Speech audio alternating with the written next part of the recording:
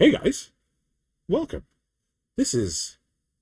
I should have looked before. It's episode 7. No, it's not, because the one that I haven't released yet is episode 7. So it's episode 8. This is episode 8. Welcome to episode 8. We can count. We know what we're doing. That's right. Yeah, welcome to episode 8. Oh boy. It's been a journey. It's been a very busy week, I think. For me, it's been a busy month. So, yeah. For me, this week has been kind of crazy. This week and last week, I guess. So on Sunday we had a battle report. The Sunday before we had a tournament. I was in Philly for a couple of days in between all that, and Anyway, it's been busy, but let's get stuck into it. Welcome to the Grot and Rat. I'm Ryan, and I'm joined with Rob. Heyo. The dynamic duo back at it again.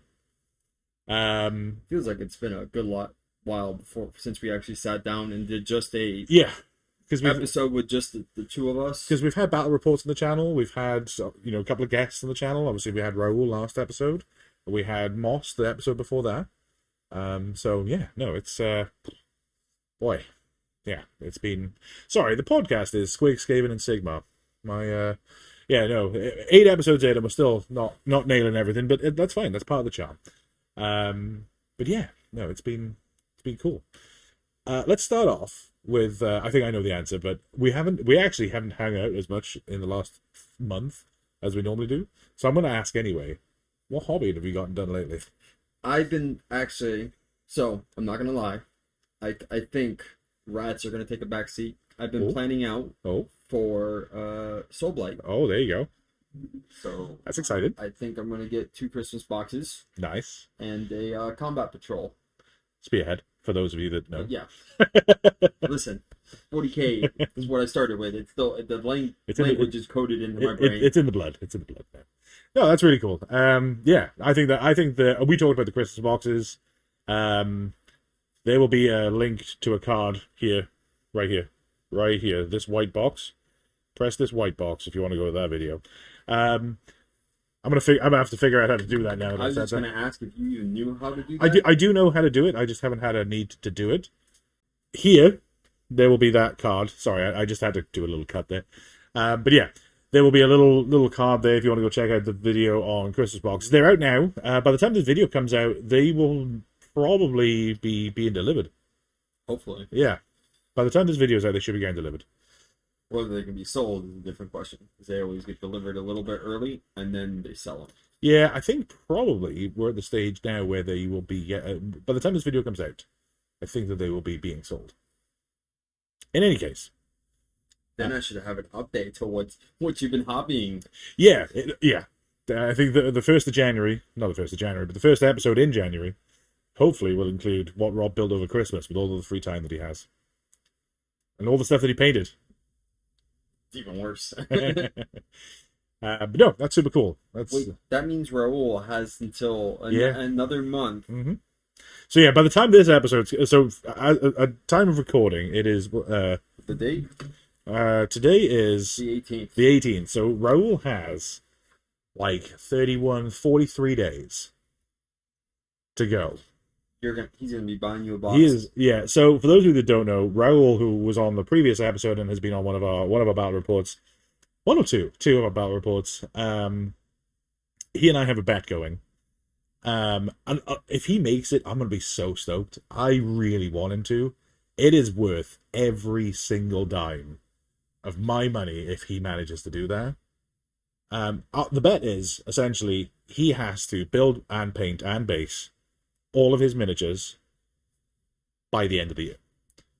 Now, Raoul and I both have pretty sizable piles of shame. I think mine, not that I'm measuring, but I think mine is bigger. I'm pretty sure mine is bigger. I don't know, bro, because you picked up a lot of 40k stuff too.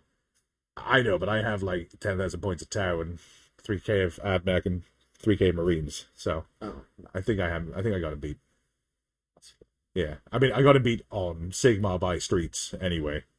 It doesn't matter. It's not a competition. This technically is a competition. But yeah, if he gets it all done, I'm going to be so made up for him. I don't think he will.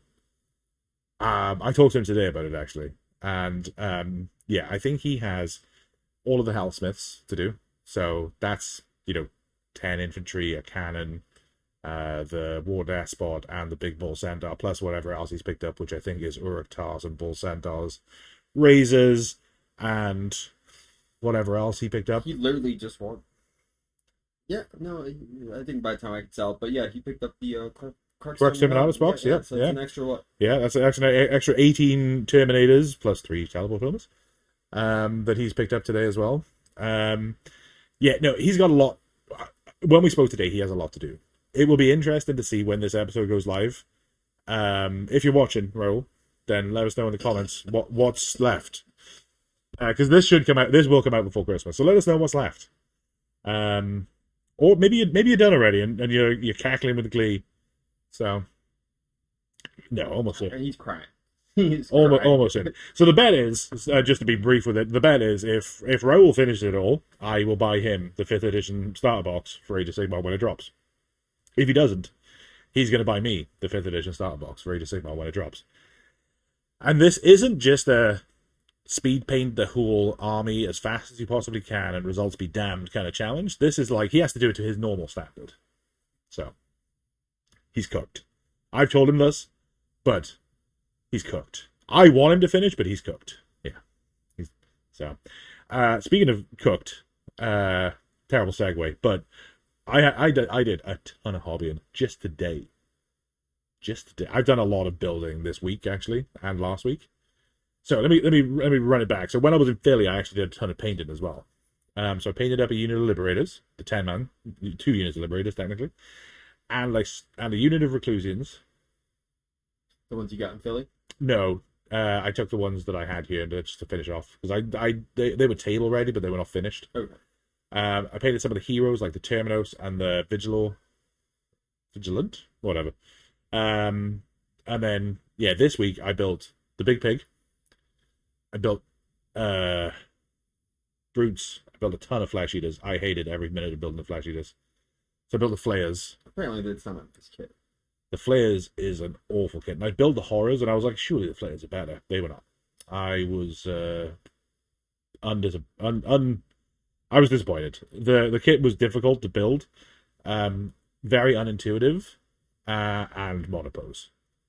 So you're saying like the head and the shoulders are like those weird positions where like you can't see how they fit together, and you have to sit there and like maneuver them to get them to fit. So like the torso goes together really, really good, which is great, and then the legs go together great, but the arms are a nightmare because they got wings on them.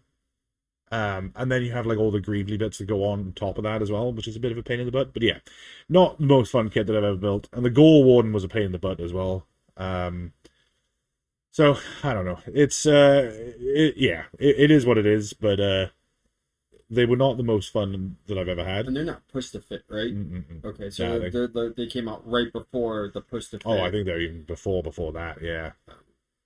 The other thing too is that I built the Maulbags right after, and the Maulbags were great. I really enjoyed building them. They were super easy. But also hobby-wise, I primed an absolute ton of stuff today. Just today. It was great. So I primed a bunch of Enna spells, all of the Flesh Eaters that I just mentioned, and a bunch of other stuff. So yeah, no, super cool. Really happy with what I got done. I've even done some more basing stuff for the Iron Jaws. So, so I based Godrak and the Big Pig already, or at least started the basing process. So yeah, it's good. But yeah, we had the battle report Sunday. That was a lot of fun. If you haven't checked that out, there'll be a white card here. Yeah, right here. It was a lot of fun, actually. We had a guy on the channel called Griff, who Rob and I both played in the tournament against with his Sylvaneth, actually. And that was a lot of fun. And first time I've played Sylvaneth. Also mine. Yeah. There's 3 Revenant. Were they Revenants? The which ones? The 5-man, who were 5 health points each. Oh, the Kernoth? Yeah. Kernoth Hunters. Those are crazy. Kernoth Hunters are great. a lot of people with a lot of health. I didn't realize a lot of models had 5 points of health. Right. And they're a fun army. I have some. I just have not gotten into the mindset to hobby them. I really want to do like Balthanos with a bunch of Kurnoth because I think that'll be a really fun army to run. But yeah, it's gonna be a minute before we get them on the channel. So look forward to getting him back on the channel. He also does Skaven, so if you want to take a break from running Skaven on the channel, or you want to do a Skaven mirror match, which I'm all for, actually. I would love for you guys to do a Skaven mirror match. Yeah, that might be fun. That might be really fun. I feel like if you guys did a Skaven mirror match, that would be really cool. Because at least then we're guaranteed to have the Skaven win. So it's about the only way we're going to do it. Hey! Yeah, you ain't wrong. We never said what the... so I think that, obviously, if you look down, or if you already looked at the title of this episode, I think that the title of this episode is going to be How to Deal with Salty Players. Well, only sometime, and only one time, actually, have you been salty. Which kind of correlates into why my hobby, I might be switching up to... Which I think is a wise move, by the way.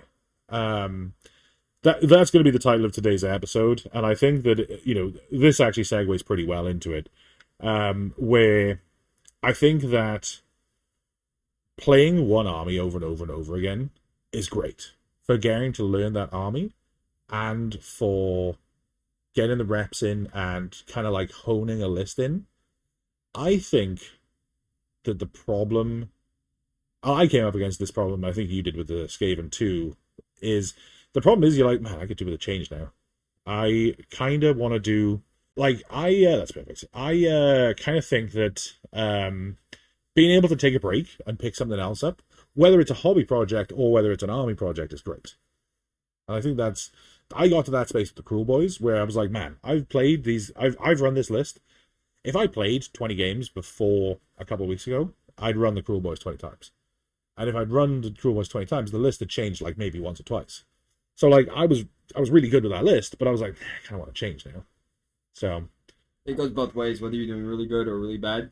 Even in between, I think if you're winning some, losing some, you're like, well, this is good sometimes, but to me, I feel like for preventing burnout, winning some and lose some is the perfect balance, to be honest with you. Okay. I feel like going in the extremes is when things can start getting boring. Yeah. So not boring might be the wrong word, but winning all the time with one particular list can get so repetitive that you're not having as much fun. Yeah. And then losing all the time, whether it's one list or multiple lists, then you start getting frustrated because whether it's like maybe, in my case, when it comes to Skaven, and again, I feel like the way things are costed and the way heroes are, you have to play very particular to get the win. Yeah, I could see that for sure. Like Rat Ogres, for example. Yeah. If you're not running at least 6 Rat Ogres, your hammer units are just not there. Right. And I spoke to Raoul about this today as well. Raoul and I had a long call because I was stuck in traffic. The turnpike was shut for some reason. I think there was like a major crash or whatever. Whatever. But at some point too, if you, and what a first world wah problem to have. But if you're winning all the time, you kind of start thinking, man, at some point it's got to stop being fun to play me, where if you play 20 games and you win 20 games, if you had fun, that's fine. And I have fun every time you win. In fact, I've had fun basically every game that I played for the last 100 games probably. But I do get to a stage where I'm like, I kind of feel like I want to change it up because I want to lose. Not because I'm like, oh, I need to hamstring myself to lose. I'm not conceited like that. It's just that I've done everything I wanted to do with the list that I'd made, and now it's time to try something else. And if it works, okay, great. Well, maybe I tweak this here and there, or if it doesn't work, hey, maybe I tweak this down there, whatever. But I feel like, yeah, at some point it just stops being fun to win. Now, if you go into tournaments and you're winning thousands of dollars, maybe not. But if you're playing your friend in your garage, you're like, hey, do you want to come over to my house so I can beat you senseless with my army that's wildly effective all the time while I laugh at you? I don't typically laugh at you, but you know what I mean. Yeah. That gets old for both of us, right? Because it's I feel bad that you feel bad, and you feel bad because your army feels bad, and that makes the whole circle worse. So, because I don't feel like you are, I don't, well, maybe, maybe I'm wrong, maybe you are. I don't feel like you're salty at me. I feel like you're salty at the situation that you're in, where it's like, man, I want this to be good, but it just isn't. It's not definitely not you. Sometimes it's just the way the army plays. Yeah. Where again, it's crew boys in particular. They're not OP strong. No. But the dirty tricks and being able to make certain units fight last, being able to turn that on whenever, makes the game that much harder. When all my, like for example, that one time with the flares, I just needed literally to do that one thing to score. You know what I mean? I wasn't going to win the game or anything. It was just going to be my one scoring opportunity. Right. And being able just to flip a switch and be like, well, you're not going to fight anymore. You know what I mean? It kind of, it turns your battle planning on its head. Yeah, and with especially, and not that this is like a slight on your list, but especially with Skaven, because it's hard to, like, you know, if you got 40 clan rats, it's next to impossible to get them and something else into fight. Which means that I'm going to have the choice of like, all right, well, I'm only in combat with like the big block of clan rats. I'm going to just make them strike last. Yeah, because that's the threat. That's what you have to do. If you don't, you're handicapping yourself, and you're not going to handicap yourself. Right. That's just dumb. So it's one of those things where it's like, man, I don't have the space to get more than one unit in combat, and I can't get both of my hammers in, because like 6 unit of rat ogres and 40 clan rats with fights twice and crit autos or mortals or whatever it is, if they're both in, that's a miracle. Yeah. It's a miracle, and I've done something crazy with my frontage that's let you do that. So, but spacing and everything, like it's just it's hard to position everything just right. Especially because the way that specifically I play Cruel Boys is I play them like Iron Jaws, where I do a turn 1 charge basically every game. I think I can count on one hand the amount of times that I haven't done a turn 1 charge with my Cruel Boys in the last 50 games. I think it was actually mine, and it was because you just needed to stay back just slightly so I wouldn't shoot you off the board. Oh, that's that's one of them for sure. So, but again, it's if you can do a turn 1 charge, you're gonna do a turn 1 charge. Anyway, the point I'm making is that I wouldn't bring that list unless it was like, you know, me and you fucking around at the house. Fine, whatever. But I would change the list, and like I ran a Stormcast list, and it was actually pretty fun. You know, it's got a couple of units of Annihilators, one Annihilators, one Groundhammer Annihilators, Goddess, and I'm paying the tax for the Imperatant, and then it's Reclusians, Liberators, and a couple of other bits and pieces. Stormcoven, love the Stormcoven, they're great, by the way. And something else, I can't remember what else it was. Doesn't matter. But like, it's not a bad list. You know what I mean? Like, it still does pretty good, but it's a completely different playstyle. It's not run across the board and turn 1 charge. Yeah, it's not a completely different playstyle. It's deep strike and charge, but whatever.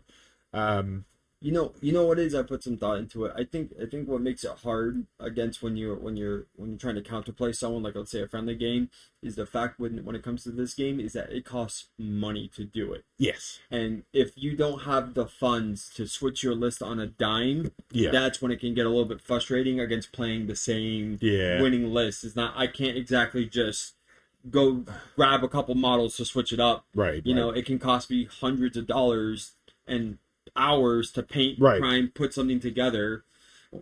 Not me.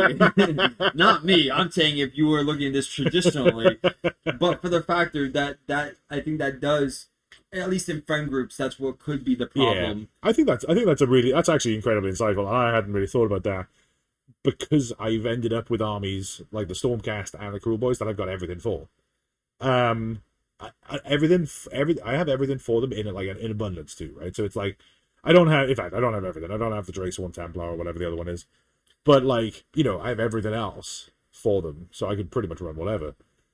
And I think between us, we probably have most of the Skaven stuff, but, like, we kind of want to run 2 units of Reinforced Rat Ogres, but we don't have them. So it's like... Or it's like that, or like, let's say I wanted to do more of a Sturm Vermin list. Yeah, we don't have those. You only have 10, you know what I mean? Right. For me to get 2 boxes of... And it'd be 3 boxes too, right? Because you'd want to run 2 sets, and then boxes of 10. Yep. So and those are $55 each. Yeah, right. $60. So then you're $180 deep for 30 guys, and then you've got to build them, you've got to maybe paint them, you've got to do all the kind of stuff, and then if they still suck, you're like, nah, I just dropped $200. Yeah. This goes back to what we talked with Mostog about, though, where it'd be great to be able to do that on TTS. Yes. Now, because I think just because I haven't done it very much, I haven't been a big believer in TTS, but I'm starting to see the light. So yeah, but and then I think the other side to all of that too is the more armies you play, the more armies you know. The more armies you know, the better you are at the game. Yes. Not there's not a strict 1-to-1 correlation. There's definitely diminishing returns on it because, like, if I know how 2 armies play, maybe it doesn't work out exactly, but let's just say that it works out. Like, if I know 2 armies, I'm twice as good, but I'm not 3 times as good if I know 3 armies because there's a lot of crossover. And I'm not saying that I'm twice as good if I know how 2 armies work. That's not what I'm saying. But it's just if I know how another army works, I can figure things out for how my army wants to play. A little bit quicker on the fly. Yeah, and it's like, oh, well, these guys played really well doing this. I have something similar in my... So Rob and I, at the end of 3rd edition, were making the joke, because we were both playing Stormcast back then, where every time somebody had a rule or an ability, we were like, oh, Stormcast has something like that, just not as good. Yeah. Yeah, exactly. Because that was what it was like, right? Like, Stormcast book came out first, then there was the power creep through the edition, and, you know, yeah, it was just like, oh, like, the zombies explode on 5s? Cool. My guys do that on 6s. Oh, yeah, you have, like, run and charge? Oh, that's cool. I have that if I do a yeah, you know. 3 up, you know what I mean? Yeah. Or, like, this guy has to be close to this guy, and then I get the run and charge, you know? So, but no, or the dragon's breath, you know. Oh, you get your dragon goes off on a 3+, great. Mine goes off on a 5. Yeah. So it was, yeah. But I think that just being able to change armies, I think it will be a big eye opener for you. Hopefully, it doesn't open the hobby floodgates, and you're like, well, I got to buy all the armies now. I mean, that could happen. Very well could happen. I think that would bleed into our next topic about being salty, which also is going to be about talking about tournaments too. Yeah. So I think that there aren't very many salty dogs at tournaments. And I would say that the level of salt increases as the day goes on. Yes. Especially on the middle tables, weirdly. So I feel like the bottom tables, you know, the guys that are going into round 3 that have lost 2 games, yeah, they know for a fact, hey, I'm not going to win this tournament. Yeah. You know what I mean? Or I already figured out my list is not optimized for this tournament. It's not that you checked out and you're like, oh well, we'll just walk through this game. It's like you're already getting excited for the next one, I think. Yeah. Right. But I feel like the middle tables is where there's like a lot of missed opportunity with dice and with rules abilities and with this and with that you're like, man, if only I'd done this, if only I'd done that. Oh man, my opponent, because like going back to the first tournament that we did at Phoenix Ash, there was I forget which players it was now, but there was a game where one player had scored a battle tactic and then it's Master of the Past, and it's basically if a hero is dead. If you've killed a hero, or it might even just be if a hero's dead, like if they died from like miscasting or whatever. If a hero's dead, at the end of your turn, you score the points. You don't have to kill that hero. It just has to die. You don't have to kill it in your turn. It just has to have died at some point in the past, right? And that's it. It's the same with like treasures. You don't have to get the treasures on your turn. Yeah. If you have 3 turns between now and the end of the game, and you've just killed all 3, you'll score all 3 as the game goes on. And it would have changed the outcome of the game because it was a very close game and it would have been 5 points in it and whatever, right?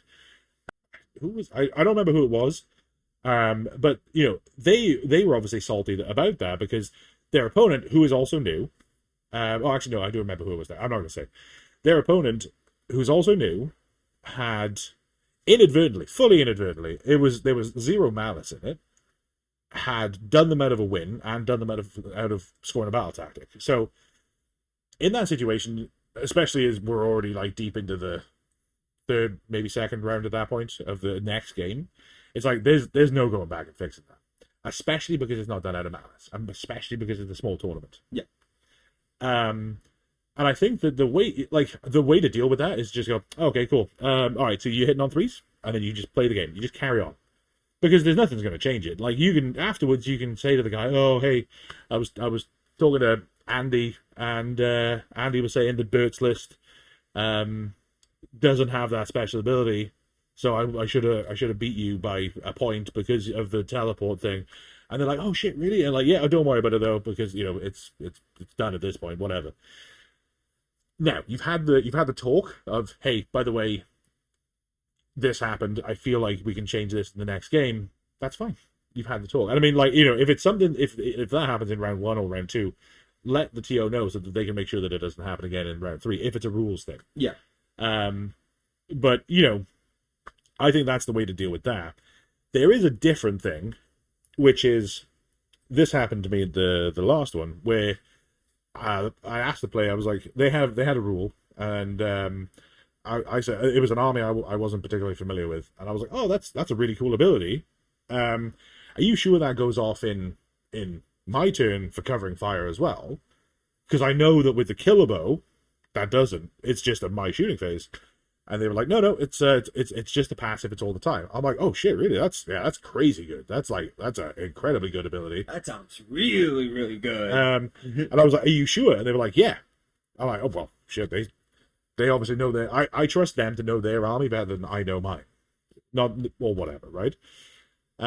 So played the game, really close game. I lost. And the next day, I was like flicking through Warpedia because I was like, man, that's a really good army. I'm gonna have a look at this. And then I was like, oh, no, it doesn't go off in my phase. It's only in your shooting phase. It's not for covering fire as well. Oh, okay, well, I guess whatever. And then I kept reading. I was like, oh, they couldn't do that when they're in combat? Oh, they have to be within range. Oh, okay. So there's like several things that I'm like, okay, well, I mean, you can get rules wrong, and that's fine.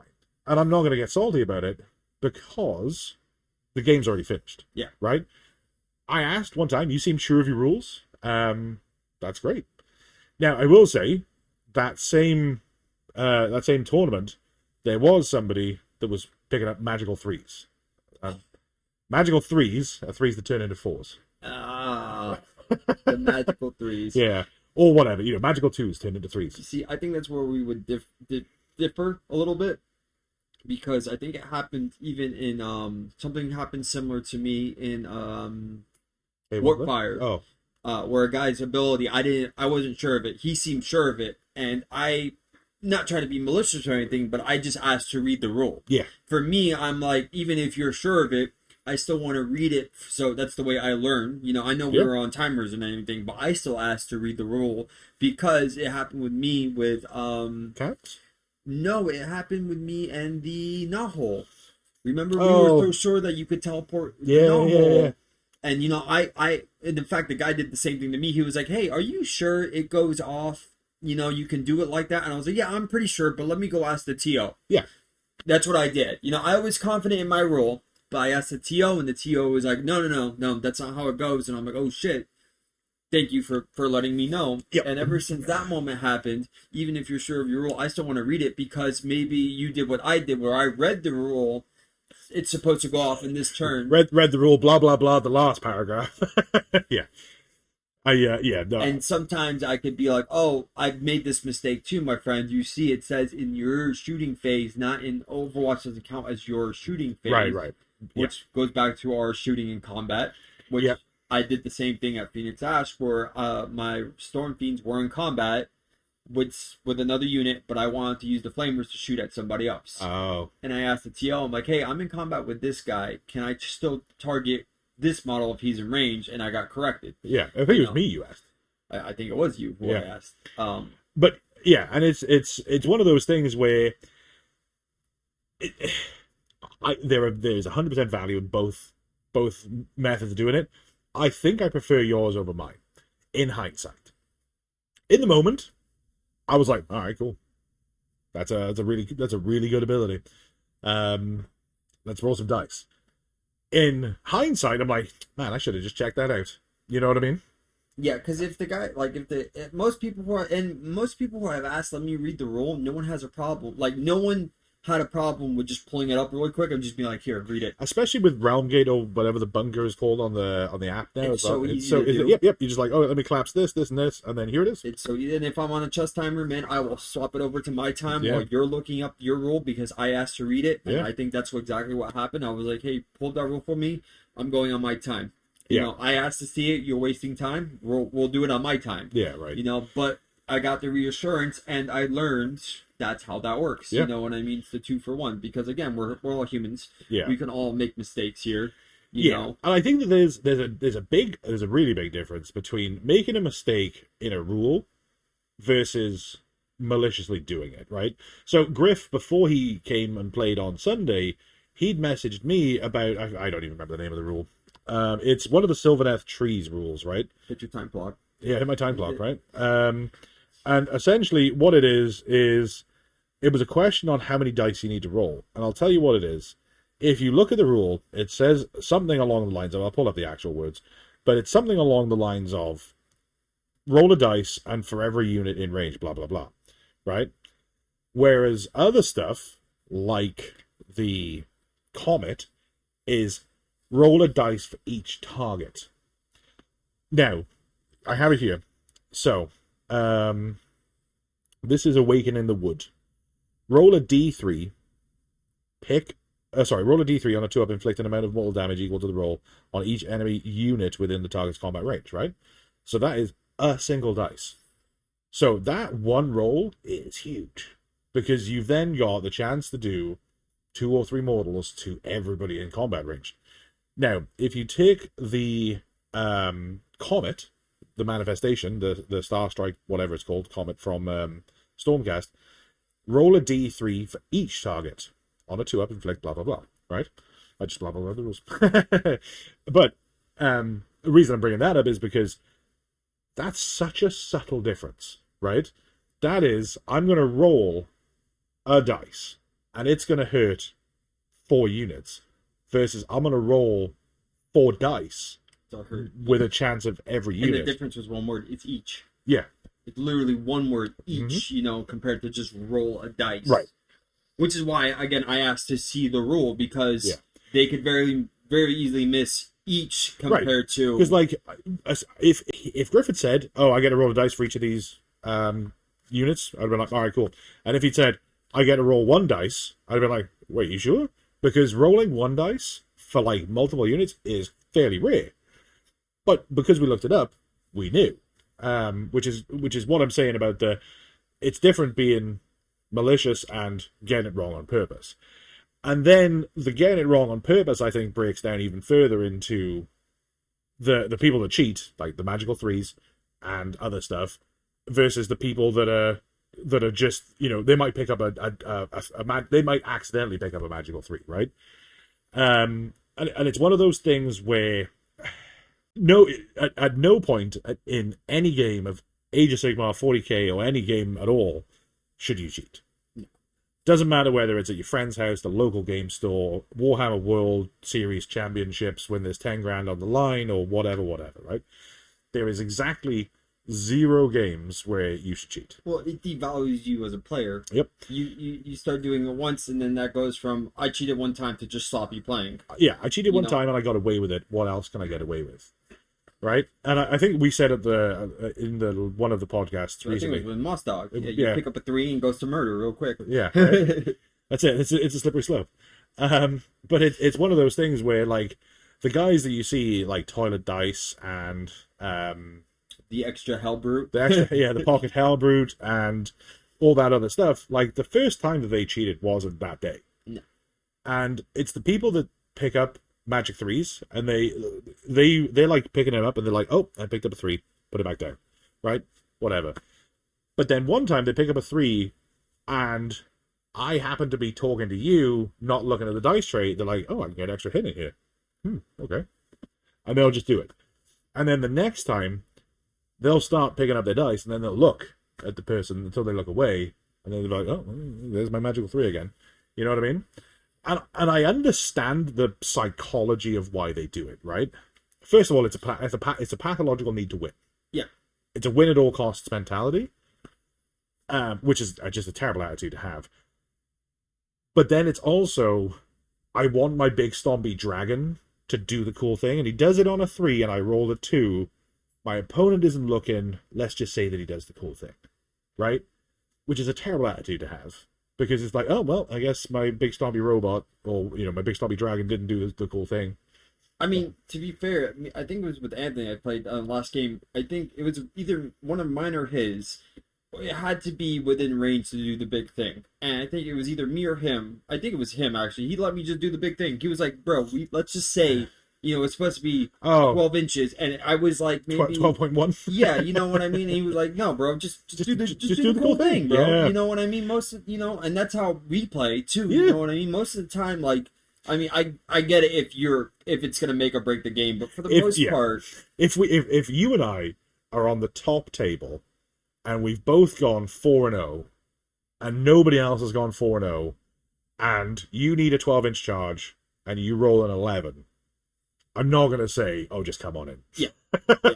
If it's gonna make or break the game. If we've both gone 0-4, yeah, and neither of us have won a single game, and like we're just shooting the shit, I'm gonna be like, just charge it.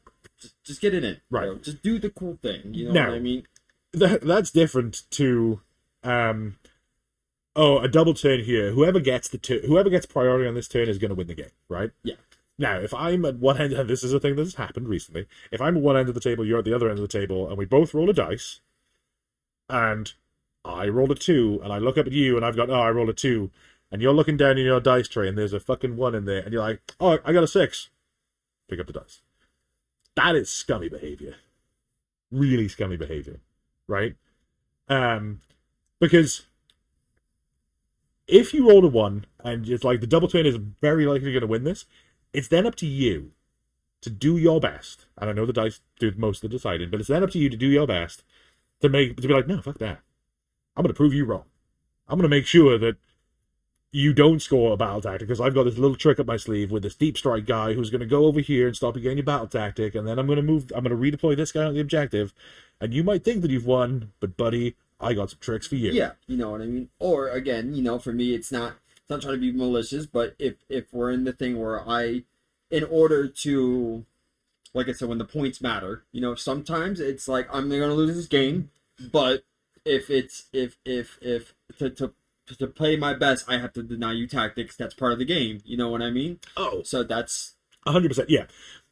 Never do that in a tournament, by the way. This is a PSA. If you're in a tournament, and it's the bottom of 3, and you've got a Liberator and a Reclusian left, and for some reason you're playing Stormcast, and that's all you're left, somehow, don't just be like, I just score max points. Because that cheapens every other game after that you're in. So your win percentage, whatever it is, that goes down, right? If they just score all the battle tactics, you're like, oh well, no, we'll talk it out, right? So like, there's no way you can kill this guy. So like, just to deny you points, I'm going to move him into your territory because that's going to stop you getting the second part of master pass. Or well, if I move this guy here, he's got the last treasure on him. The last treasure on him, so he's just going to run. And then, you're playing Iron Jaws, so you've then got a ton of movement to get over here, and I don't think you can do it, and I'm just going to auto run 6 and whatever, right? Talk it out. Don't just be like, yeah, just go max points, man, whatever. Like, it doesn't help you, it doesn't help them. Technically, I guess it does, because they're just going to have a better score at the very tail end. This actually brings me on to another thing with saltiness. The A1 Play tournament that I went to, that I won the Iron Jaws box at. The guy that came second was salty that he came second despite having more points. Right? So like, I was first, he was second. But he had more points in his games than I had in my games. And this is why points aren't a good metric. So, you and I play game 1, right? And let's say this is your very first game of Age of Sigmar. You've brought 2,000 points of Jezzails, and you're charging them, right? Incredibly suboptimal play, right? You're like, oh no, I'm not gonna cover in fire. I didn't bring any Warplug Engineers. Oh no, I'm Fleshmeld Menagerie. I'm not. Yeah, no, I'm not buffing their shooting. Right. Just the complete worst list you could possibly imagine, right? And then I absolutely dunk you by 100 points or 80 points or whatever the max is to 0 because you didn't even deploy on objectives at the start of your turn, right? So you literally scored no points, and I've scored 100, right? Now, let's say that Raoul and Griff play, right? And it's an incredibly tight match. They're both fighting over objectives. It's push and pull the whole time. And then, Griff wins by 5 points, right? So it's still a major victory, but Griff wins by 5 points. But Griff scored 40, Raoul scored 34, say, right? Whose points are worth more there? Well, theirs, obviously, right? Because they actually had a good match. Yeah. Now, go into round 2. Let's say that I play Raoul for whatever reason, just because it's a 4-person tournament, right? I play Raoul, and we have an incredibly tight match, but I win by 20 points, and then Griff comes and plays you, and you're like, actually, no, I'm going to really try this time. And then you shoot a ton of his stuff off the board, and the match is way closer. You know what I mean? It's like, we both had a close match, but because and then you go into the next game, and then you do the same thing again, because you absolutely fluffed your first match, because I scored more points against you. The point I'm making is points are a terrible metric. Yes. Because it should go off of who had the harder matches to come in, right? And he was salty that he'd scored more points, but hadn't won. And it took me a minute to articulate the thought on why points don't really matter. Yeah. Because I was like in my head I was like, I know they don't, but I'm 3 games of Warhammer deep here, and I don't know how to articulate it in a way that's going to make sense. Now I do, weeks later. Always how it's like that comeback, Yeah, I was in the shower, and I was like, oh, damn it, I should have said. Yeah, exactly. But yes, the points, they matter and they don't matter. You know what I mean? Right, they matter as a tiebreaker 4 or 5 things down, right? So, if we've both played, incredibly tight games all the way through, right? We've both gone 3-0. We've played incredibly tight games all the way through. But all of our opponents all played the same. So they all won 2, lost 1 against us, right? Great. Then if we go to, okay, well, who scored more battle tactics? Because that's a measure of how well you played, right? Well, we scored the same. Fine, okay. Well, who scored more points on primary? Oh, well, you scored 5 more points on me than the primary.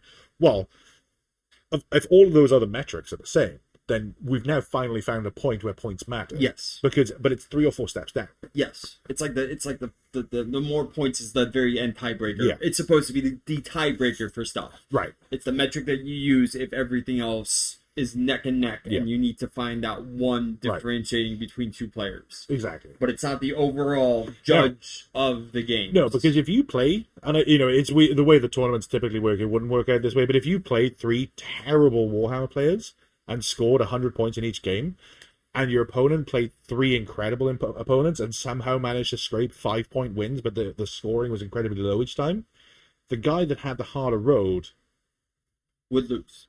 Would win. Oh, yes. Would lose if it was on. Yeah, it would lose if you were on points, which doesn't make any sense because it's like I just beat 3 toddlers. Yes. Versus I just beat 3 grandmasters. Yes. Or serial winners, whatever.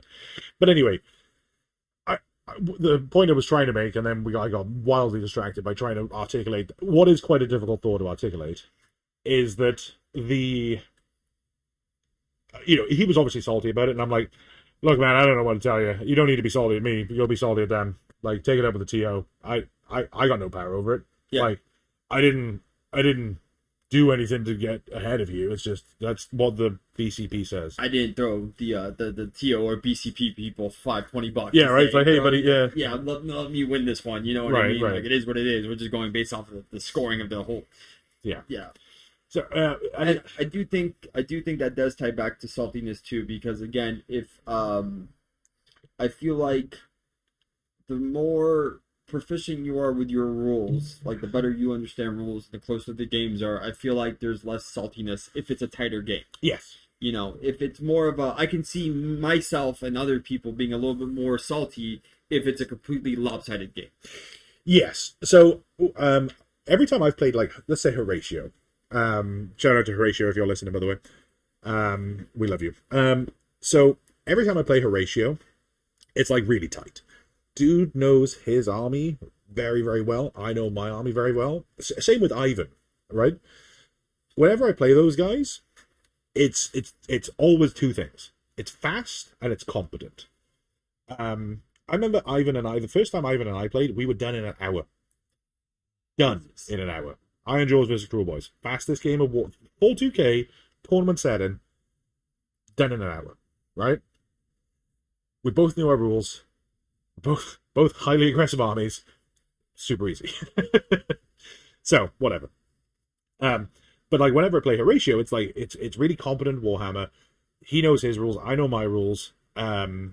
We are doing that thing that we were talking about with Moss Dog, where it's like we're warning our opponent once or twice and then just letting it ride because we're assuming that there's some level of competence on our opponent, and then we're just chunking through it.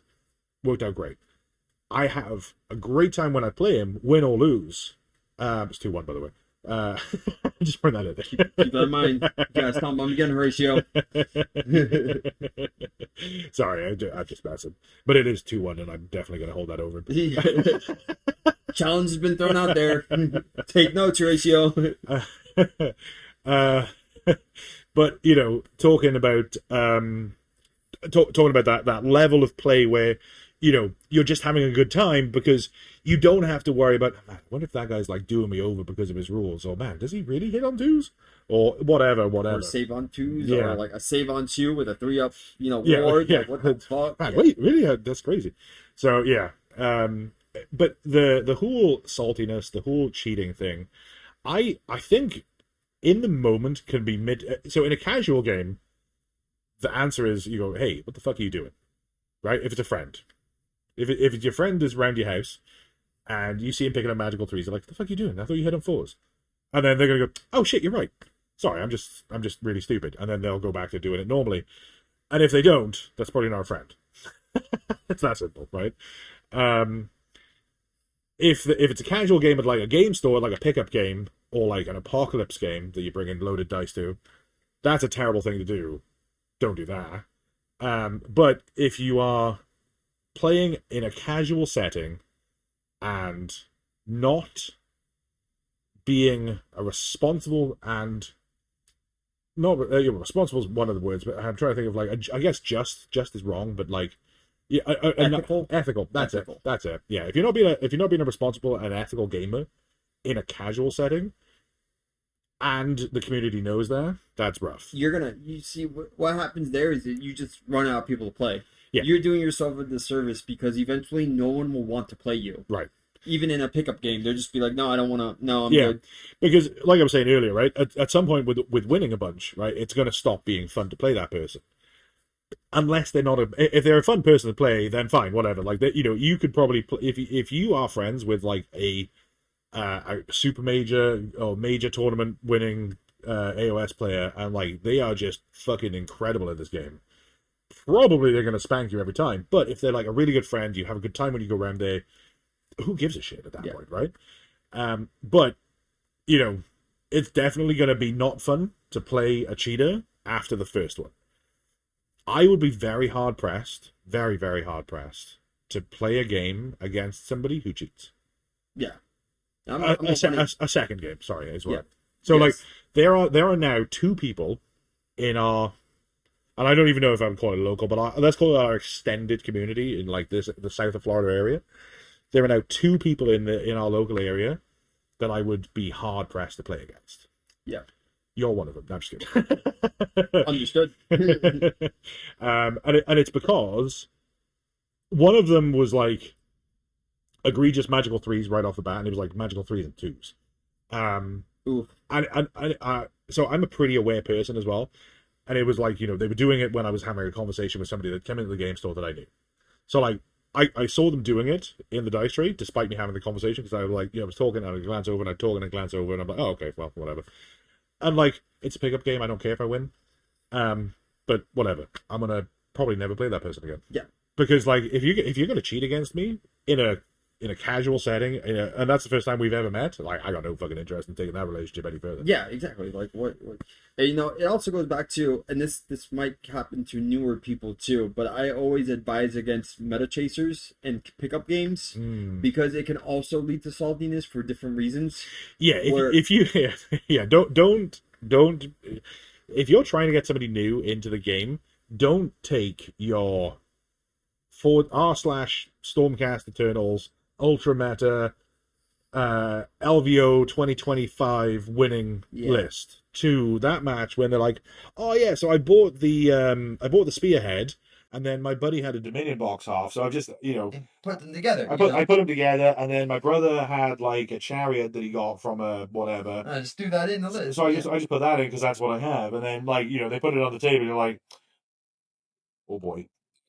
And then you run your everything has strikes first with a +1 to hit, -1 to wound, 5 up you ward. fight last, whenever. Right, yeah. Right. Don't do that. Usually if I'm running something meta or if I want to test it or something, I will find an opponent and I'll be like, hey, this is what I'm trying to bring to a tournament. Yep. Letting you know now that is my intention, is to really tweak this list. Yep. You know what I mean? If you're brand new to the game, I would either not recommend playing against it, or I would just make a completely separate list. Yeah, 100%. And I think that is super important. Sorry, 1 second. I think that it's super important to have AVG. Hey, we're fully protected. I think that it's super important to be a champion of the community in that sense, where you don't just go out of your way to try and curb stomp a noob. Yeah. And I've seen stuff like that happen too, right? I've heard horror stories. Me too. And it's like, why would you do that? Why is winning a pickup game of Age of Sigmar or whatever you're playing in your local community so important to you that you have to win against the person who's like, oh yeah, no, I've been following the lore for a little bit. This seems really cool, but this is my first ever game. Now, don't at me, Raoul. I know what you're gonna say. I didn't know it was your first game of 40k, and I thought you'd played a lot more 40k. I know I did it to you. I thought, to be fair, you came off as someone who played the game a lot. Okay, that's what he's trying to say. Yeah, you seem like you knew a lot. Yeah, before we played. Right. And it wasn't your first game. To be fair, he did the same to me too, but that was Tau, and it's Yeah. So accidental again. It wasn't intentional. It was, I assumed you guys played a lot more. You guys talked a lot, Rob, am I secretly an asshole? Is that probably? But it's okay. Man, I'm starting. To be fair, it's Tau. That's how Tau plays in 40k. No, it's either you're gonna completely shoot them off the board, or you're gonna get over to my half of the table, and I'm gonna be fucking boned. Yep. So that is one of those armies that is just like that. They do have them, Because I remember when I played when I played Twitch at the shop as well, and he was playing World Eaters, and he set up right at the back of the table. I was like, "You're a melee army though, right?" He's like, "Yeah." I was like, "Okay, should we put some more cover on?" He's like, "Yeah, let's do that." So we put some more cover on the table, and I'm like, "You want to deploy all the way back there?" He's like, "Yeah, no, we're good." And I'm like, "You sure though?" He's like, "Yeah." And this is the start of 10th edition as well, so I've got fucking cyclic ion blast in town. So it's 1,000,000,000,000 damage 2 shots. And you don't know how to say, hey buddy, you don't want to do that, but because it's his army. He's the pilot. He gets to do the thing. But I'm like, yeah, you can stand over there if you want. It's just that all the time that you're running over here, I'm gonna be making pew pew noises and moving away, because as soon as your angry men with big chain axes get to my squishy fish dudes, I'm fucked. Yeah. To be fair, and again, it's just. This is why I kind of like Age of Sigmar a little bit better. But to be fair, you don't realize how much damage a fucking broadside or a railgun does until it hits you, and then you're like, "Wow, what was it? I wasn't expecting that." What's the big model? The kill rig? I think it's the kill rig. So the kill you're talking about with. Yeah, so there's the kill rig. You're talking about the pig with the pig one, right? Yeah, that is the kill rig. So I remember it was turn 3, so carry on had just become active, and then I sustained hitted the kill rig with the broadside. Sorry, not the broadside, with the hammerhead, right? So before I've rolled any dice, it's 12 damage. Before I've rolled a dice, and I'm like, oh boy, and then I think I rolled a 6 and a 5, and I'm like, oh, and you're like, how much damage is it? I'm like, 23. And you're like, oh, yep, no, it's that. I'm like, man, this guy's gonna fucking hate me. And again, I swear I think you did say, do you sure you want more cover? And I was like, nah, we don't need more cover. How bad could it be? It's just power shooting. It can't be that bad. Yeah. But anyway, yeah, don't be like me. So I don't go out of my way to win the games, right? And that's not a detraction on people that I play, because I play the same way regardless of who I'm playing or where I'm playing, right? If I'm playing Rob at my house, or if I'm playing Griff at my house versus playing Griff at Phoenix, it's the same, right? So let's use Griff as an example, because I think that's a really good example, actually. And he was just here, so and he was just here, right? When I play Griff, I'm doing the stuff that my army does, and I'm like thinking about like, oh, if I do this, I can do that. If he does this, then I can kind of counter with this, and blah blah blah. But then if Griff's like, oh hey, I'm trying to think of an example from Sunday. It doesn't really matter, but like if he's like, oh yeah, I'm gonna move this guy to here, I'm like, oh, in fact, I got it. It was sorry, I keep hitting your leg. It's fine. The redeploy onto the objective, right? I was like, oh yeah, but like if I if I take the turn, then you can redeploy on this objective and take it and score the points, because like he's gonna be able to do that. And like I was telling him stuff like that at the tournament, and we were talking about piling stuff and all that kind of stuff, where it's like, let me break it down. You can also watch the video. Do both. This one. Do both. It'll be better for you. Yeah. There was a point where he had some Spike Revenant stood near but not on an objective, because I redeployed to get away from him because I didn't want my wizard to die. And I redeployed, I think, 4 inches, so I was now out of charge range. Great for me, bad for Griff. Priority comes around, I win priority. My guys are going to go do the cool things. They're going to try and take some objectives. But I'm like, and then I say to him, oh, well, you could redeploy on this objective, because we're talking it out at this point too. You could redeploy onto this objective and, deny me scoring more points. Great. I didn't need to tell him that. But even if that was the 5th round of LVO and Griff and I are playing for the win, I would still tell Griff that. Whether it's at my house or at that table, I would still tell him that. Because my drive to win isn't like that deep-seated. It's like I want to have a fun time.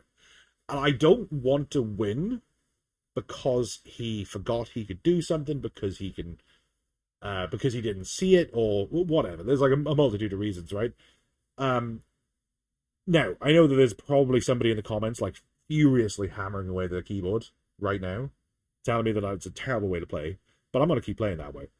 And if it costs me a game, that's fine, because like I feel like it'll cost me a game, but I'll gain a friend that knows that I'm a honest player that wants to just play the game. Yeah. And you forgetting something is whatever. So, anyway. I mean, I feel like it's doing to others. I do it with the hope that someone will do the same, give me the same courtesy that I give someone else. Yeah. And usually, to be honest with you, most people, if I play by intention and I say, hey, I am intentionally trying to do this, they don't take advantage of that. Right. And vice versa. If someone's telling me, hey, I'm intentionally putting this guy here because I'm trying to keep him out of there. Yeah. I'm not going to be like, yeah, that looks good. And then be like, oh, well, I'm sorry, man. Like, you just didn't do it right. You know what I mean? I would be like, hey. Because it's the Tactical Tortoise has this fantastic video where he covers, it's one of the guys from Art of War, where Oh, I saw that. You've seen that video? I'm not going to let you do that. Yeah, that's such a good video, by the way. So anyway, the gist of the video is this, right? There is some guy and a Space Wolves player, I think, and then the Space Wolves player is like, oh, okay, so I'm going to try and deep strike this guy into here, or like rapid ingress, or whatever the fuck it was. And he's like, all right, so I'm going to put this guy here so that he can do this. And then the other guy is like, oh, well, here, let me help you. And it like helps him lay out models and helps him measure stuff out. And then he's like, all right, cool. All right, so I'm going to start moving these guys over. And then other guy is like, oh, well, no, you can't do that because that was the end of your movement phase. And the Space Wolf guy's like, what do you mean? He's like, oh, so that's the thing that you do at the end of your movement phase. So like, if you're doing that, your movement phase is done. And the Space Wolf player's like, oh, well, I guess that's... Like, you can obviously tell that he realizes in that moment, he's like, oh, well, this guy's just fucking gotcha'd me. Yeah. Right? Like, that's what that was. That was a pure gotcha. pure and simple. And then the other guy's like, well, yeah, I mean, it's just the end of your phase. That's like the way that the game is played, right? And then this other guy's like, oh, well, I guess that's game. And then he's like, oh, well, no, I guess it's not. Whatever, we'll play it out. And then I think the Space War player goes on to lose. Skip forward in some time. If you want to watch the video for Tactical Tortoise, Do that too. He's also really good. Yeah, he's great. But anyway, in this next game, the guy from Art of War is playing this guy. And I think that there's some stratagem where, like, you move, then you advance. There's something with jet bikes. Yeah, and then you call the stratagem that lets them charge. Then you go into your shooting phase, and then after that, then you do your charge phase. So it's 2 phases removed, right? And then he's like, okay, so I'm going to charge these guys. And then the Art of War guy is like, oh, but he can't though. He's like, what do you mean? He's like, well, you didn't activate the stratagem on these guys.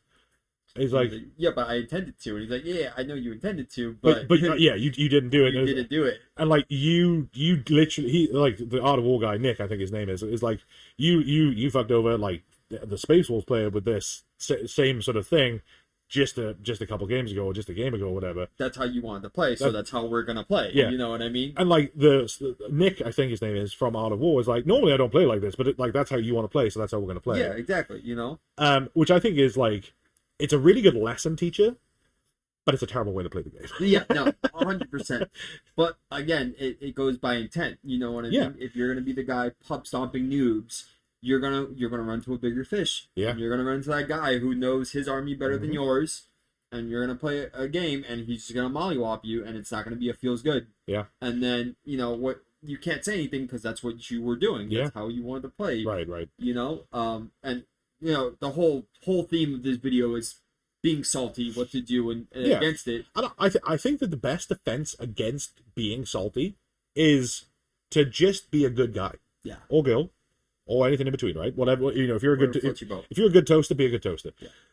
But like, when you talk to your opponent, so this happened. This is in the Warpfire Minis tournament. And I'm pretty sure this move actually cost me the game. There was other stuff that was going wrong, and the Gloomspite Gitz player was incredibly good, really good at positioning, really good at with his whole army, and he had the Scourge of Garand Spore Splatter Fanatics, right?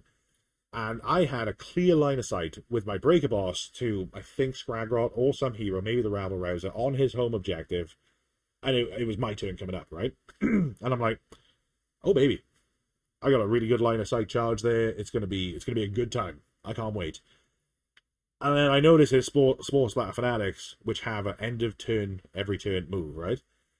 And we're just about to move on, and I said to the guy, and I don't regret doing it, because, again, this is how I like to play. I said, oh, do you want to move those guys? And he's like, oh, and then he sees the Breaker Boss, and he sees the very juicy opportunity to move them into combat with my Breaker Boss, and definitely die, but also stop me getting onto that objective and killing a hero, and blah, blah, blah. Now, I feel good that I told him. It sucks that, you know, my Breaker Boss then actually went on to live and do a ton of other cool stuff, and it was a really close match. It was a really fun match. The Gloomspite Gitz play was a ton of fun. But what I didn't want to do is, I didn't want to see the move and be like, ha ha ha. You know what I mean? Steeple the fingers and be like, ha ha, he's gonna fuck up here, and he's not gonna catch it in the right phase. And then, you know, whatever.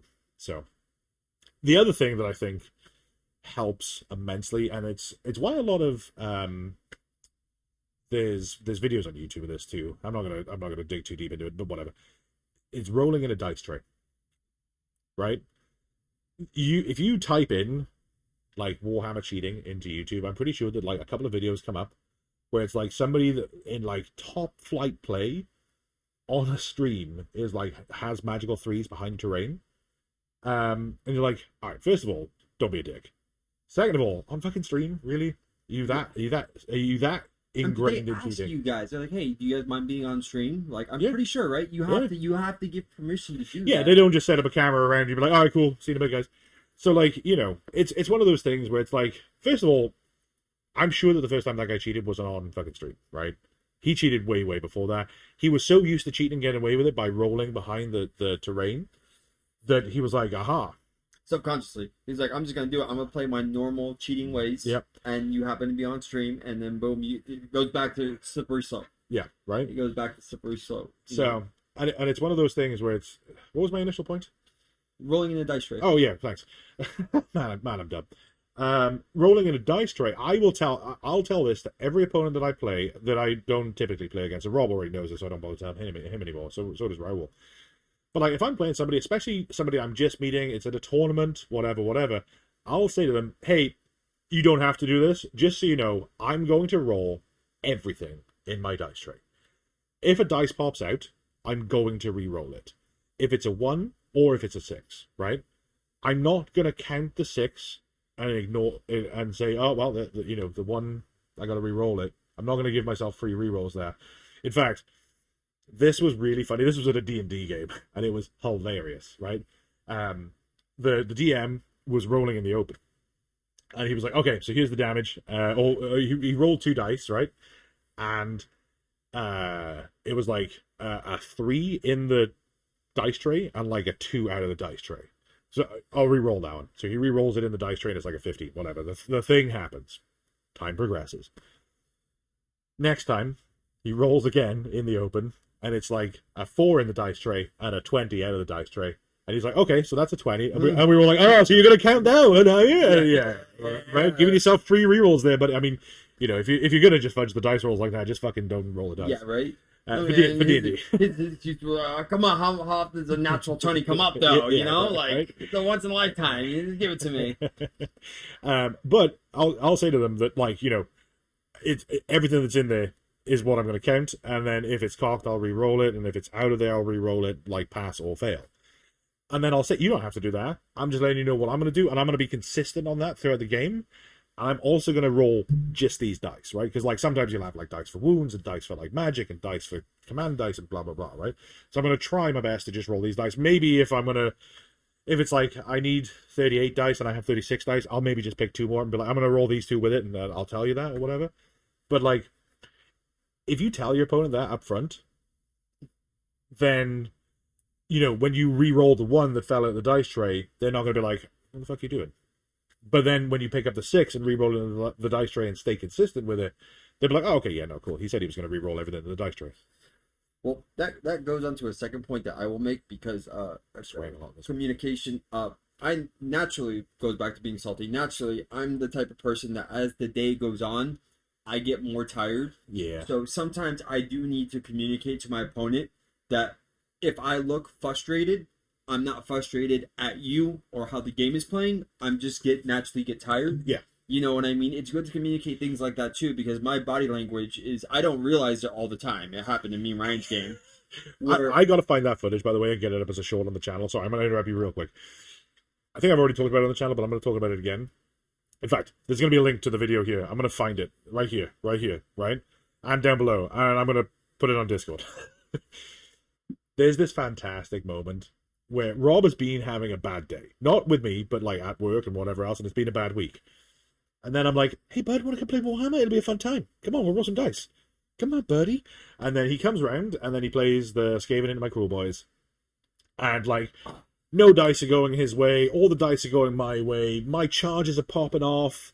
I think that's the game where I did fucking 36 mortal wounds on a non-Swamp Horde Bullies unit of Gut Rippers. Yes. So, like, reinforced into my clan. The reinforced but non-Swamp Horde Bullies. So this is on 40 dice, and I did 36, I think, mortal wounds.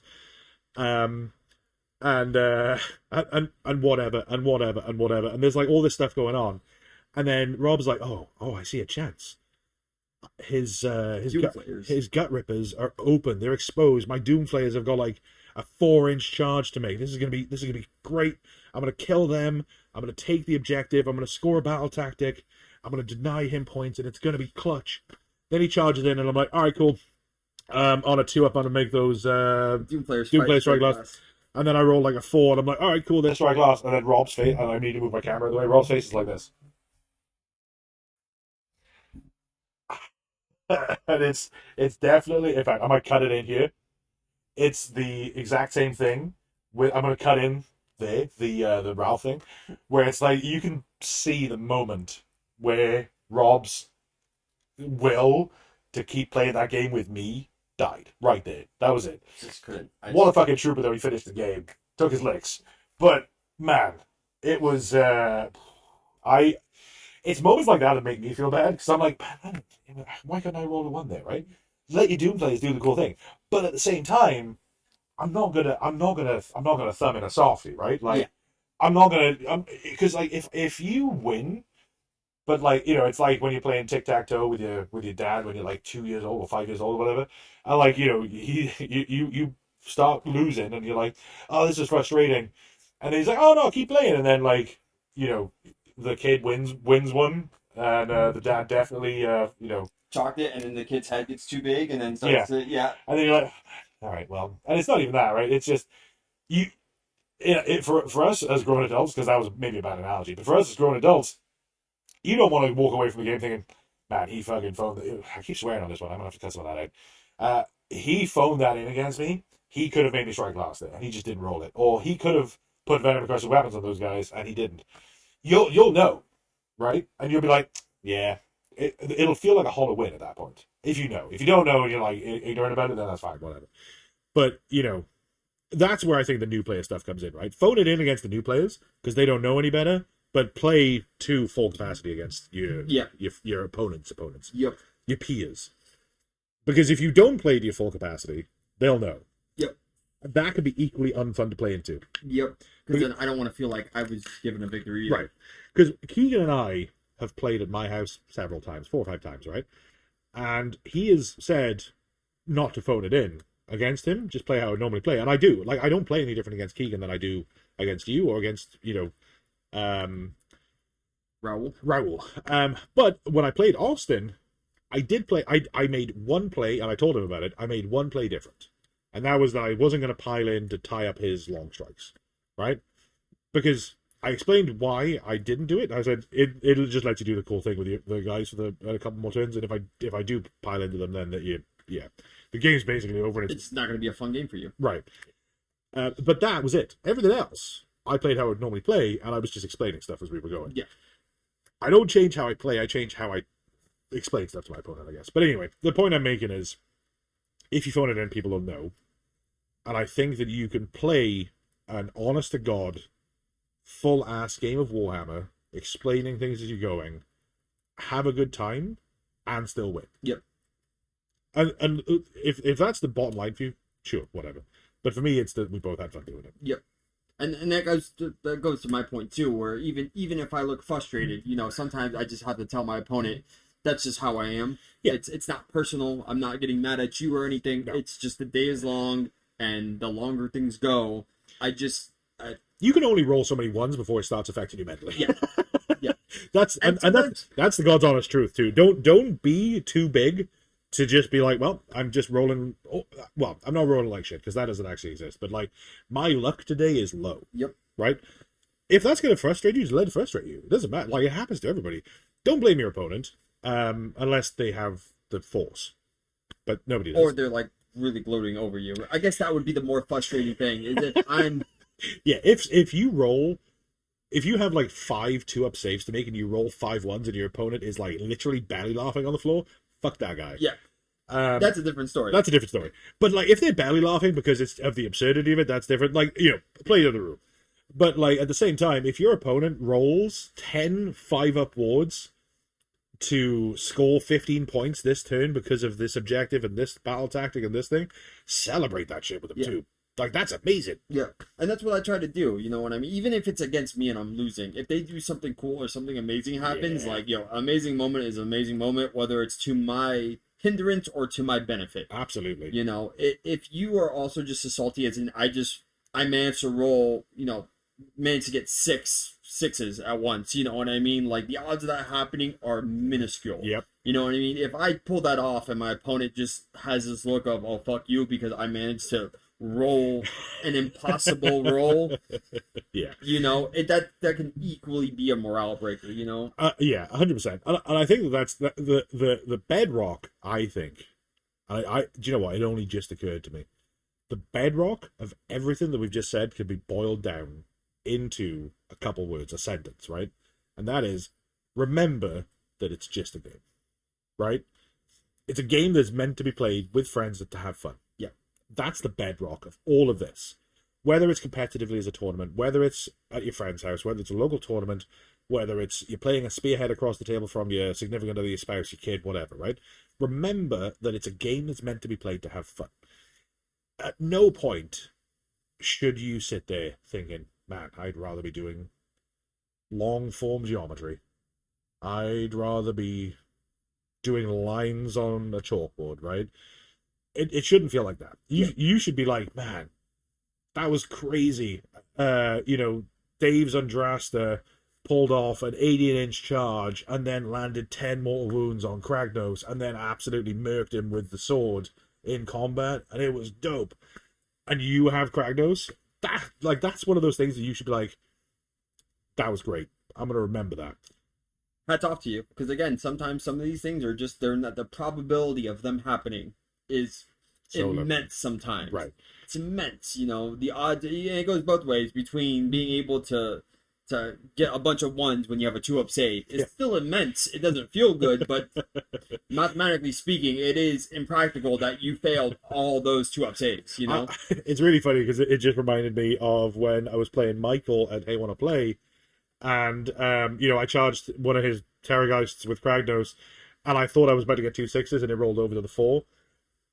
So I had to settle for 20 odd wounds or whatever the fuck it is. Ooh, I had to settle for 20. Right. Ooh. Yeah, right. 6, 12, 18, 24. Sorry, I had to do the math because otherwise it was going to bug me. And I couldn't do it quickly. But yeah, I had to settle for 24 wounds. I couldn't get the 36. And we had the joke about it where he's like, oh, you got to settle for 24 with Michael. And then we did it on the podcast here. But it's a funny moment because Michael's an incredible opponent to play. He knows the armies that he plays incredibly well. He knows the armies that he doesn't play very, very well as well. And he's just a good dude. He's a great dude to sit and talk to between games. He's a great dude to play against. And, whether I don't know whether it's, a fun memory for him as well, whether, we're joking around the 24 mortal wounds going into a Terrorgeist. But, for me, that was a fun memory that was, Kragnos doing a ton of damage without even swinging the mace. And it's stuff like that lasts, because I couldn't tell you a single score from any of my games. No, you know what I mean? Not one. I can tell you moments that happen in my games. I can't tell you the score. Exactly. It's the moments that live on. The scores and winning don't matter. I think the only time that I can remember a score is my only tie in the Warfire, and that's because that guy did so amazing that the fact that I was able to at least score and keep the scores high was just a proud. Yeah, no, I did well enough to not get blown off the table. And that's another thing too, right? Is that you have the moments, you earn the prize, you play the game, and you just have a good time, right? But anyway, I think that the bedrock of this, like I say, is don't be salty for a start, right? If the game makes you salty, play something else, honestly. And I mean this with love. You don't belong in the community if you're a salty dog and you bring other people down. Yeah. You can be salty. You can have an off day and you can be like, man, this fucking blows. All of my guys are dying. None of my rolls are going off. As long as you apologize. Don't even apologize. Just be fun about it, right? Well, I'm just saying, if the day goes by and you realize, because I've done that where I was just a salty dog one day, and I talked to my friends, talked to you, and be like, hey, bro, I didn't realize it, but I was in a bad headspace when I played that game. And I was kind of an asshole. Yeah. I'm sorry. I did not mean to be that kind of guy, that kind of player that day. Yeah. It was just one of those days, 100%. And I think that, the big thing is you don't belong in the community. And I'm not trying to push people away from the community. I'm trying to push people towards the community that they belong in, right? Because if you go to play a game of Age of Sigmar and you don't have fun, if you don't enjoy painting the models, if you don't enjoy this, you don't enjoy that, then don't do it. Yeah. Right? It's honestly that easy. And again, I'm not trying to push you out of the community.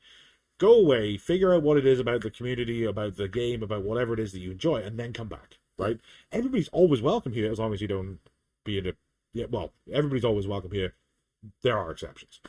But... And sometimes it's okay to step away sometimes. Everybody has breaks. It's even was considered taking a break sometimes. You know what I mean? And I love the game and everything, But again, if I find myself getting burnt out and not having fun, I am not going to bring other people down with me. Right. If I'm honestly not having that much fun, then I'm just going to step away and wait or do something else until I get the bug again, you know? Yeah, and I think that that's important. I think that if you can honestly look at yourself after an absolute beating that is of your own making, like you played badly, you made the wrong charges, you put the wrong units into the wrong matchups, you exposed stuff that you shouldn't have, and if you can go, man, that sucked, I can't wait for the next one, that's a healthy attitude. But if you're like, man, this game sucks, and man, I can't believe that this is happening, and I can't get over the rolls, and I can't roll over a 3, like, dice even out, right? You roll enough dice, you'll get that curve, and like that's just a thing that happens. And sometimes you'll be on the top end of the curve, sometimes you'll be on the bottom, sometimes you'll be in the middle, but the curve doesn't lie, right? Like the mean distribution is the mean distribution. You roll enough dice, that's just how that's going to go. And sometimes GW doesn't know what they're doing with rolls and make your army completely suck, and then the next edition or a few months later, your army's Back on top. untouchable. Yeah, It's just how it goes, you know. It's just a case of finding a way to be okay with the current situation. Yep. So, I think that my takeaway from the last, let's say the last 3 tournaments that I've been to, last 4 tournaments that I've been to, right, is they should be fun, should be enjoyable, they should be done with friends, and you should continue to do them even if you've had a bad or a couple of bad experiences. Because for the most part, the community is self-correcting, right? People in the community that cheat, people in the community that are just bad people, bad actors, they act in bad faith, whatever, right? Typically, they'll get weeded out fairly quickly. Yeah. Now, if you're in a community and it's like it's all absolute douchebags, just move on. Yeah. It's not worth staying in that community, right? Because that's the opposite to, like, you know, if you're not having a good time, leave the community. That's the other side to that. When I say leave the community, I don't mean like put the game down, pick up something else, unless that's what you need to do for a while. But leave that specific community. Go from that game store to another one. Maybe it's better, maybe it's the same, maybe it's worse. You don't know if you don't try, right? Or pick up TTS. Yeah, pick up You can go TTS. worldwide with that. There you go. But I don't want people to think, and I don't want people to type in the comments, that I'm trying to gatekeep the hobby, and I'm trying to gatekeep individual communities, because I think that the right people will inevitably wind up in the right communities, and the wrong people will get weeded out just through, like, natural winnowing, right? If the community is, like, a really supportive, cool place where everybody gets along, and then you have, like, a very bullheaded, aggressive douchebag that just wants to come in and win at any cost and is only running meta lists, and everybody's running like a really fun narrative fluffy list, like pretty quickly they're gonna find themselves in a situation where they're like, I don't have fun at this community, I'm gonna go find my other like-minded people, or the community will migrate away. It's pretty self-correcting in that way. Yeah. But I'm not trying to gatekeep. I think everybody should play Age of Sigmar, like literally everybody. I think more people should play Age of Sigmar. Everybody should at least try one time. Speaking of which, whichever is the correct English phrase, Rob and I were talking. I think we're going to try and do some more spearhead stuff on the battle report stuff too. Mostly because spearheads are a lot easier and faster to paint. Yep. And because, you know, for a lot of people, I think we were talking to one of our... I think he's usually a 40k player. He did bring it up, and he doesn't usually play Age of Sigmar, and he was like, I'm thinking about it, but I'm thinking about starting with Spearhead. And I think that's a very valid point. Spearhead communities are huge. Yeah. I think the Spearhead community on Reddit, or subreddit, on whatever, for Spearhead is like 19,000 people. I mean, think about it. You just need to pick up a box. One box, then you're done. Just a box, and then you're done. And they balance the rules separately than Big Mark. Yep. They really do. So, it's a little bit easier, faster paced. You know what I mean? There's less cool stuff. Honestly, I will admit there's less cool stuff going on. But I like it less. I'll be honest, but it's cool. It is very cool. Yeah. But I like it less. It's just a little bit easier to get your teeth into. Yeah. If you don't have a lot of money too going on. And I also feel like it's a really good way to get a feel for an army. Right? Like, if you're like, man, Sylvanets look amazing, and then you play the Sylvanet Spearhead, you're like, man, I hated that. Then you don't have to sink a ton of other money into doing the rest of the army. With the exception of Skaven, because I'm not gonna lie, Skaven spearhead boxes do not play anything like. Really? Yeah. So at least in my experience with it, something about the bigger. Maybe it's with the Warcog list, but something about having a little bit more shooty units into it does make it play a little bit different. Okay. That's just in my experience. Maybe if I play a few more spearhead boxes and I get it figured out, maybe I was just playing them wrong. But for the most part, I think Skaven is just one of those, they like to hoard up in a lot of ways, and they play a little bit different with the 40 squads, the reinforced clan rats and stuff like that. Does it? I mean, we can talk about this with the spearhead stuff, but I think that. So you don't think that if you picked up the Skaven spearhead, it gives you a taste of how Skaven play on the tabletop? Yeah, it's a very minor one, but I do think playing them, Big Mar does play a little bit different than like a little bit or a lot. Like is it so? A fair amount.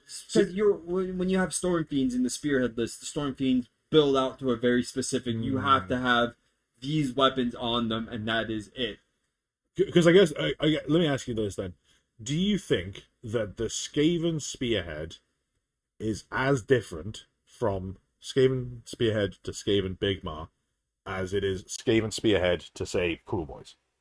Do you think they're both equally distant with how different they are, or is it not as wild as that? I don't know, to be honest with you. It might just be because, again, like using Storm Fiends as the example, being able to set up your Storm Fiends with the different weapon types makes them play different. Yeah. Compared to like Shock Gauntlets, compared to the Flare Gauntlets, you know what I mean? Yeah. Which might be different than having, like instead of having the Tunnel Grinder or whatever. Tunnel Grinder compared to Rattling Guns, you know what I mean? Sure. I think they have to set up with Rattling Guns, so being able to have them teleport. Okay. Compared to starting on the board does make them play vastly different. Sure. Yeah, the board is also a lot smaller too. It's a lot smaller. But yeah. Anyway, the point is, we will figure it out. To be honest with you, maybe I'll give it a go on the channel, and then I'll eat my words. I don't know either way because I've played exactly 2 games of Spearhead. One was against my wife, and one was at work. Oh, I played with Mike a few times. Yeah, I played 2. So, but yeah. We'll figure it out. We'll play a few games. We'll get tested out. Yeah, because I feel like that's the ideal testing ground for armies that you want to figure out is Spearhead. Maybe I'm wrong. But yeah, I think that's pretty much it though.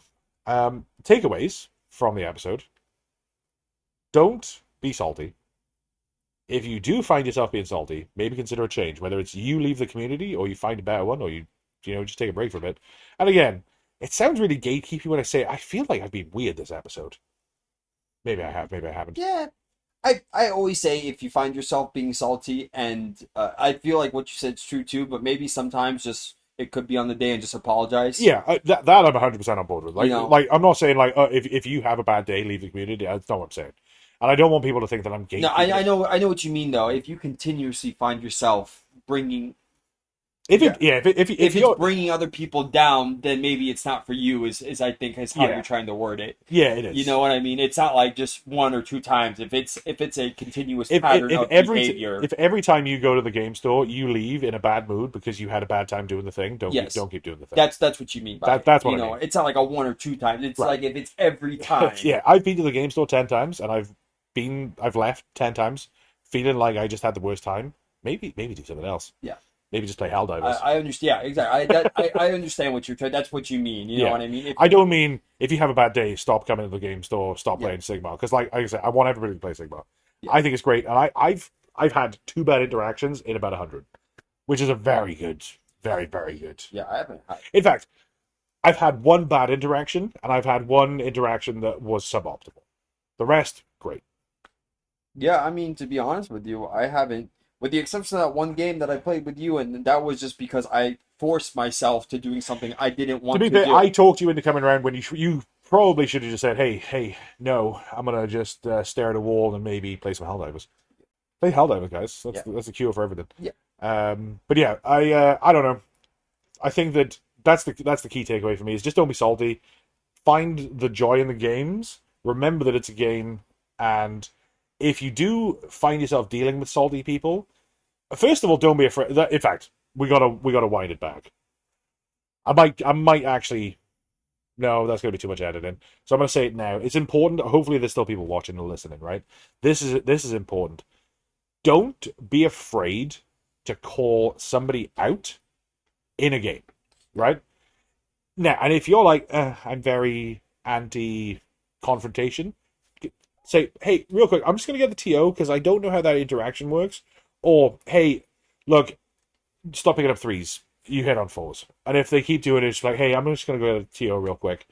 And then say, if you wouldn't mind leaving the dice there real quick. Or whatever. It doesn't matter, right? And then just go and get the TO. But like, hey, look, I've asked this guy to stop picking up threes when he hits on fours. He keeps doing it. Would you mind having a word? Do that, right?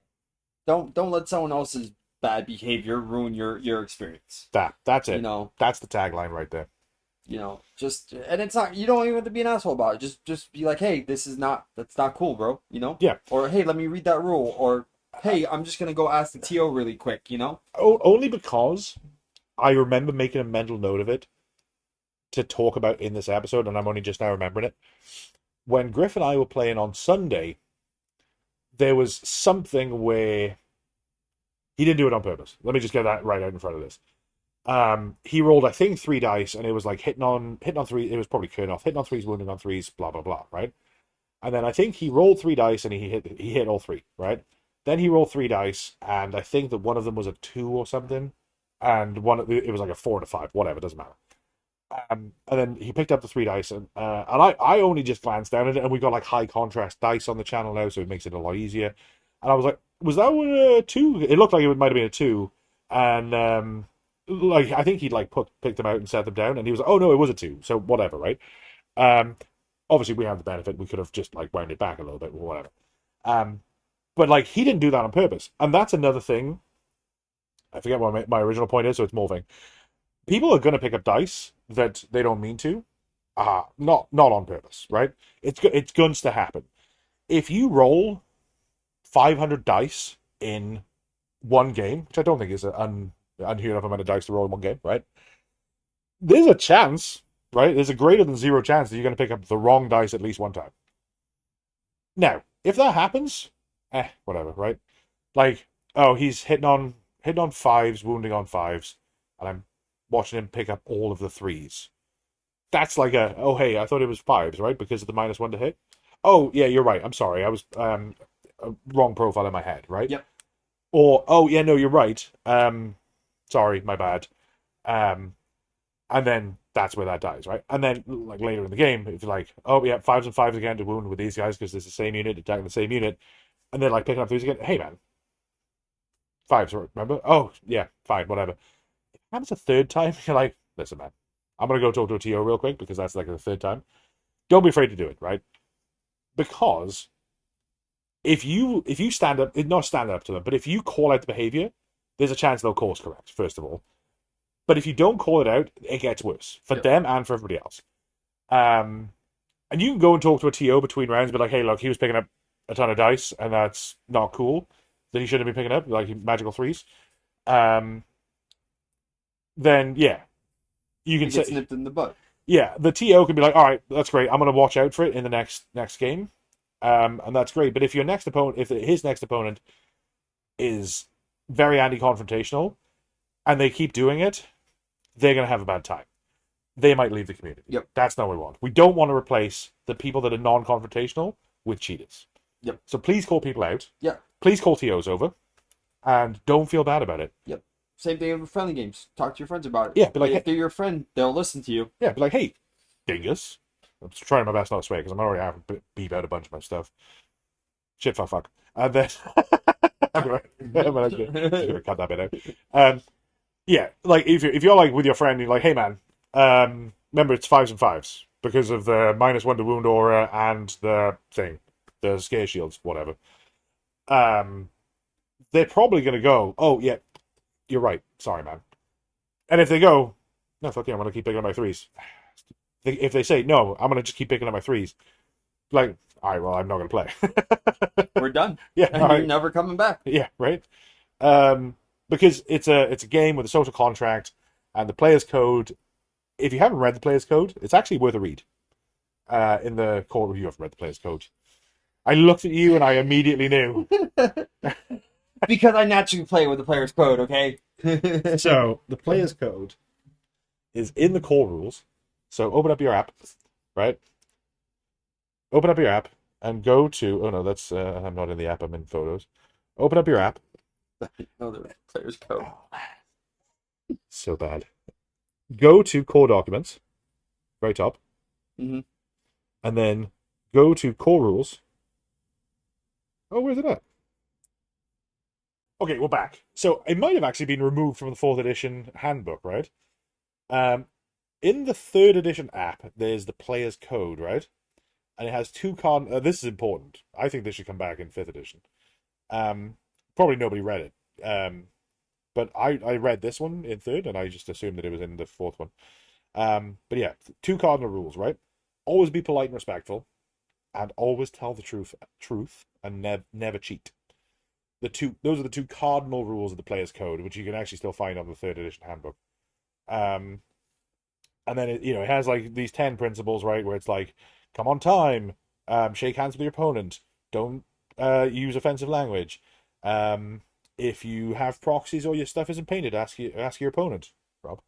Offer your opponent to look at. It's a don't use offensive language. That's the one you really. That's the one I really got to do. Right. Offer your opponent to have a look at your list. Answer any questions your opponent has about your rules. Measure distances carefully and accurately.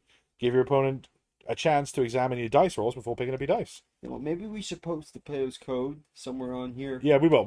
I'll put it up on screen here, right? Well, I'll put it over Rob. I'll put it over both of us. It's fine. And then let's see what else. Just put the proxies and painted ones over me. Yeah. Ask permission before touching any of your opponent's minis.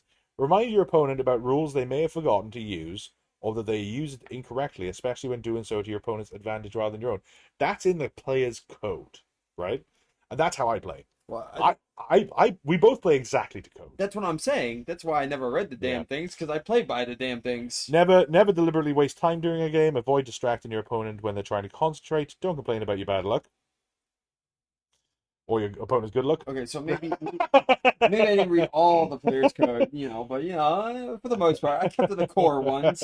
Yeah, they're more like guidelines anyway. And then never fix the outcome of a game. So we're going to post those on the in the Discord for everybody to see. I'm going to look more in the 4th edition app as well, because I feel like they should be in there somewhere, right? They should be. If they're not, I feel they should put them back. In all honesty, I think they should. Because that could be a core problem. There you go. Oh, Jesus. Yeah. But yeah, the player's code in 3rd edition was good, I think. And I feel like while it's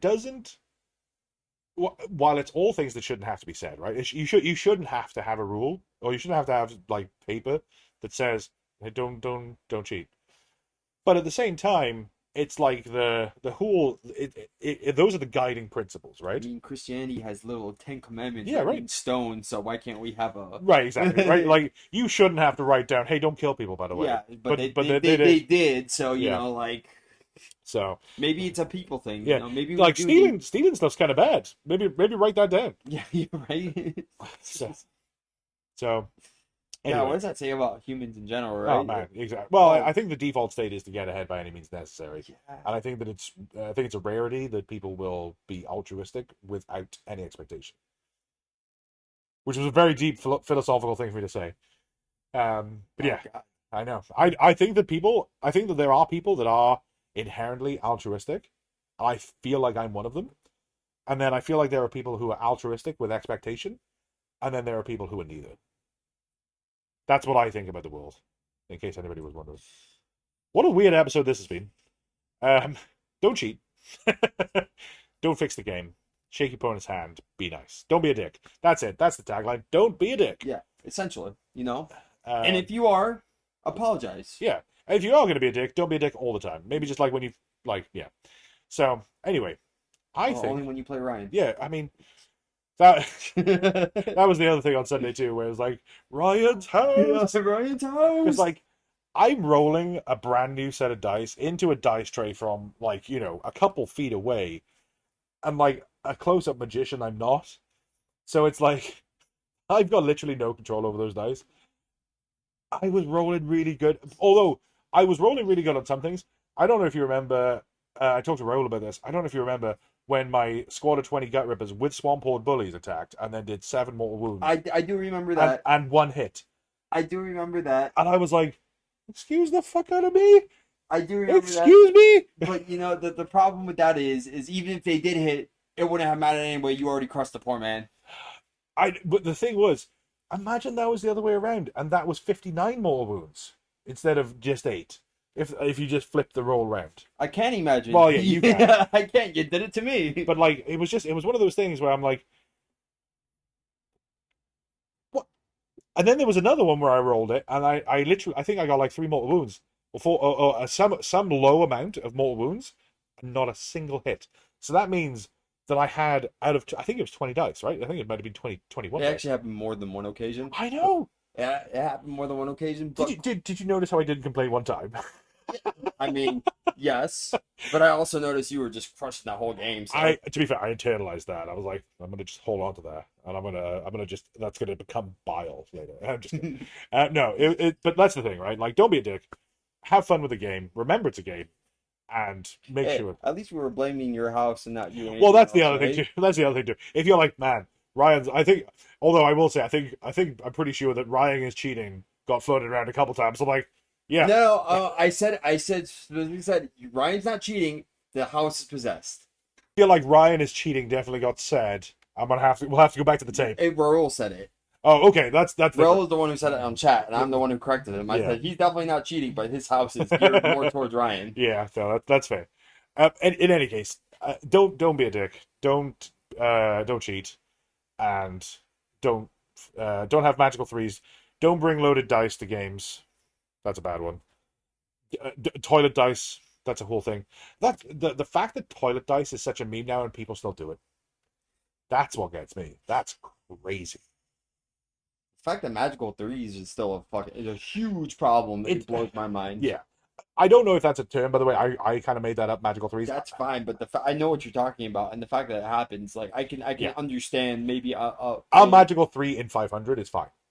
2 magical 3s in 500 is probably fine. I can even understand it if it's just like a -1 to wound comes up every once in a while, and you're naturally hitting on 3s and 4s, and then suddenly it appears for this one specific turn, and you end of the game. But like the fact that it's such a common thing to happen, or in some of your games, you know what I mean? Like the fact that it was very common in that game was just a mind-blowing factor. Yeah. So, and make sure you know your rules as well. That's another thing. Because knowing your rules, we talked about this before, knowing the rules and applying the rules, not just yours, but the core rules, makes the game more balanced and thus more fun. Yeah. So yeah. Guys, thank you so much for hanging out. It's been fun. I feel like I've been weird because... Anyway, thanks, guys. Let's see if Rob does the mouse sound. We'll see you guys all soon in the next one.